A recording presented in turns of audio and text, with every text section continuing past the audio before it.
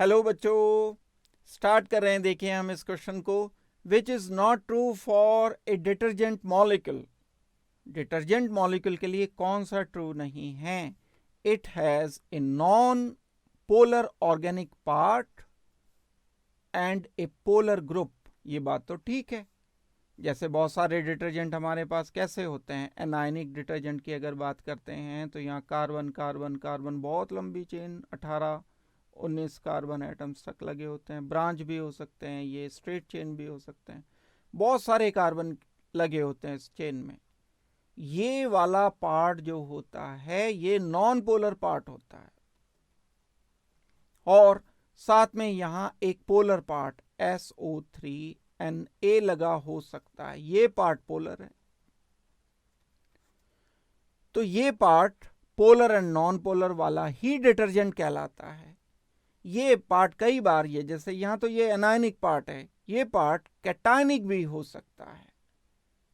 जैसे नाइट्रोजन पर positive charge आ गया और अल्काइल ग्रुप हमने लिख दिया, यहां नाइट्रोजन पॉजिटिव, एक अल्काइल ग्रुप इधर लिख दिया, एक अल्काइल ग्रुप इधर लिखा। एक अल्काइल ग्रुप ये जिसमें कार्बन बहुत ज्यादा है और बहुत ज्यादा कार्बन है, तो ये वाला पार्ट कहलाएगा नॉन पोलर। और ये नाइट्रोजन पॉजिटिव, इस पर एक और alkyl group and Cl negative जैसे मैंने लिख दिया, तो ये कैटायनिक डिटर्जेंट हो गया। ये पोलर पार्ट, ये नॉन पोलर पार्ट। तो ये वाला पॉइंट करेक्ट है।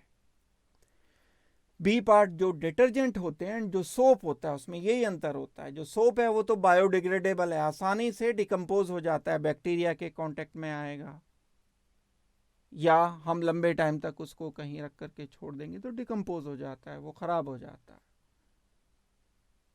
और एनवायरनमेंट के लिए अच्छा है।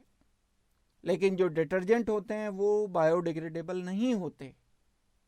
बायोडिग्रेडेबल नहीं होंगे तो धीरे धीरे करके वो सीवर से पहुंचते पहुंचते वो प्लांट्स पे पहुंच जाते हैं, प्लांट में एब्जॉर्ब हो जाते हैं, फिर वो धीरे धीरे फूड चेन में आ जाते हैं, नुकसान पहुंचाते हैं।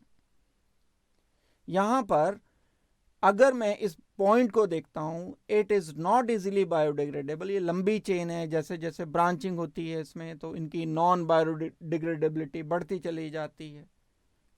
तो डिटर्जेंट बायोडिग्रेडेबल नहीं होते हैं, ये बात ठीक है। हमें बताना है नॉट ट्रू।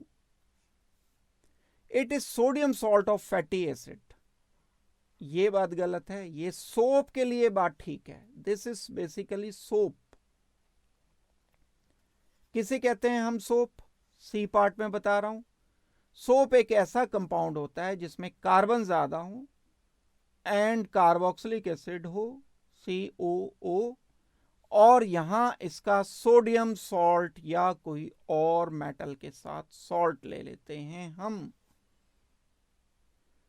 ये कार्बन ज्यादा वाला एसिड जिसमें 17 कार्बन, 16 कार्बन, 15 कार्बन होते हैं, उनको हम फैटी एसिड बोलते हैं।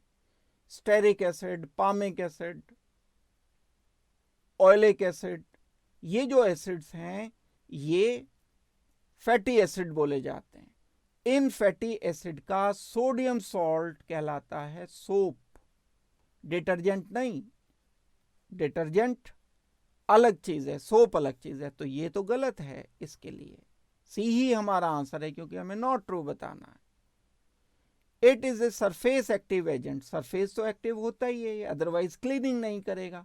इस सरफेस पर जो मॉलिक्यूल होते हैं, जो डर्ट पार्टिकल होते हैं, जो डिटर्जेंट होते हैं, इस सरफेस पर जाकर के एक्ट करता है, पेनिट्रेट कर जाता है, पेनिट्रेट करके डर्ट पार्टिकल को के साथ जुड़ जाता है, और जब ये वापस वाटर में डिसॉल्व होकर के बाहर आएगा तो डर्ट पार्टिकल को बाहर लेकर के आ जाएगा। इसको बोलते हैं हम surface active. Surface active agent होने के कारण ये पॉइंट इसका करेक्ट है, हमें नॉट ट्रू बताना है। तो इस क्वेश्चन का बच्चों जो फाइनल आंसर आया है वो सी आया है। C is our final answer. Thank you very much and good luck.